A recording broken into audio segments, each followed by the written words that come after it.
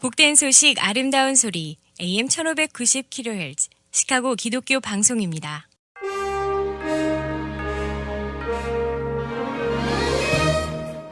여러분 안녕하십니까? 1월 19일 화요일 KCBS 헤드라인 뉴스입니다.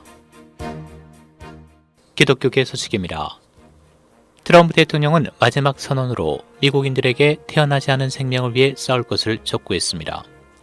트럼프 대통령은 낙태가 허용된 1월 22일을 생명 존엄의 날로 선포하고 지난 주말 미국인들에게 모든 사람은 하나님의 거룩한 형상으로 만들어졌다라며 태어나지 않은 아이의 생명을 옹호함으로써 발언할 수 없는 태아를 위해 계속 발언할 것을 촉구했습니다.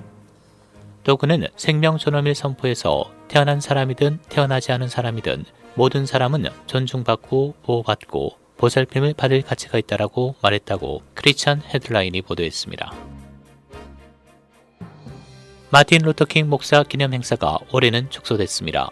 올해 마틴 루터킹 주니어 목사의 생일을 기념하는 기념식은 신종 코로나 바이러스 전염병으로 설교, 기도, 자원봉사를 할 기회가 거의 없어 예년과 다른 모습이었다고 크리스천 헤드라인이 보도했습니다. 수천 개의 영국 교회가 신종 코로나 바이러스 공포로 폐쇄를 선택했습니다. 영국은 신종 코로나 바이러스 봉쇄 중에도 공동 예배를 허용하고 있지만 바이러스가 예배자들 사이에 퍼질 위험에 대한 우려가 커지면서 영국 전역의 12,500개 본당 중 절반 이상이 지난주일 폐쇄하기로 했다고 밝혔습니다. 영국은 지난주일 현재 하루 37,535명의 신규 확진자와 599명이 사망해 지금까지 98,860명이 사망했으며 98만 3,519명이 백신을 접종받아 백신 접종률은 6.1%라고 언론이 보도했습니다. 국내 로컬 소식입니다. 퍼스트 레이디 멜라니아 여사가 어제 백악관 홈페이지에 7분가량의 고별 메시지 동영상을 올렸습니다. 멜라니아 여사는 미국의 영부인으로 활동한 건 내 생애 최고의 영광이라며 지난 4년은 잊을 수 없는 해였다고 회고했습니다. 이어 군인, 병원 및 위탁센터의 아이들, 오피오이드 중독 피해자의 어머니 등을 거론했습니다. 신종 코로나 바이러스 사태와 관련해선 유가족에게 애도를 표한다고 전했습니다.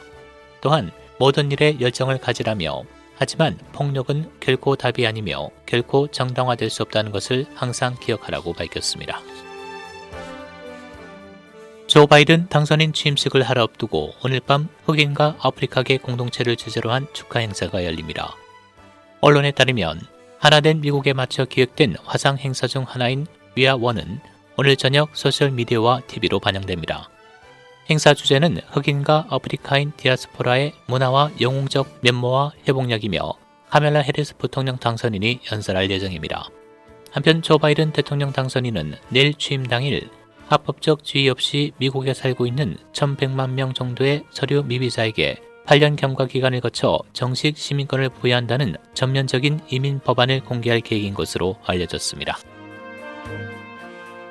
국방부가 워싱턴 DC 의회 난입 사건을 계기로 군대 내 백인 민족주의와 우파 극단주의를 뿌리뽑기 위한 노력을 강화했다고 뉴욕타임스가 어제 보도했습니다.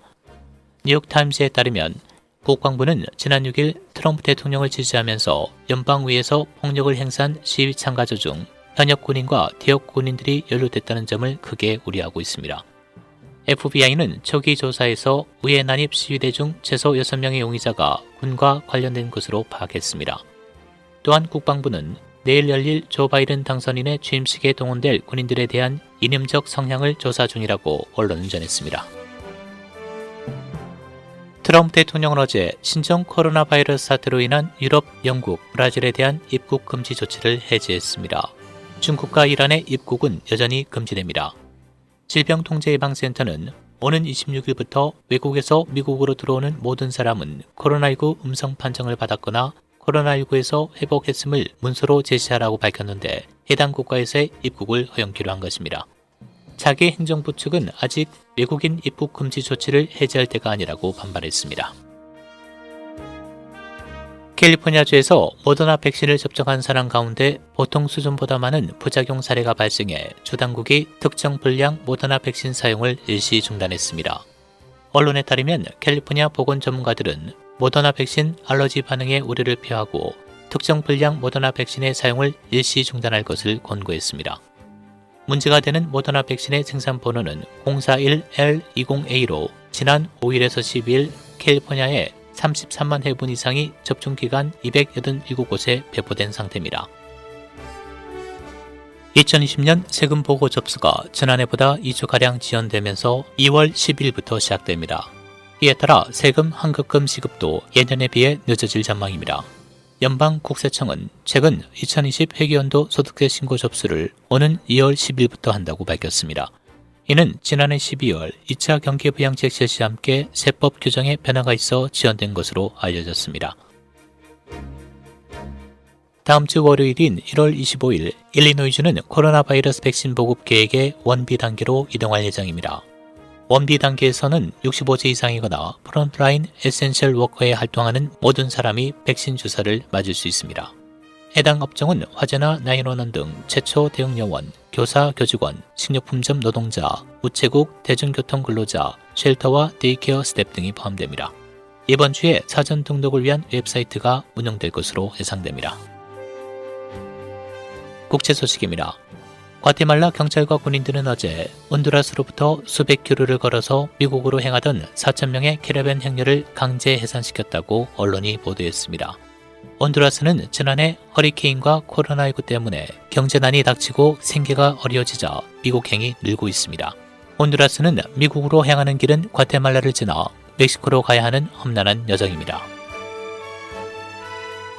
일본 외무장관인 모테키 도시미스는 어제 일본 정기국회 외교연설에서 독도가 일본 고유의 영토라는 억지 주장을 또 폈습니다.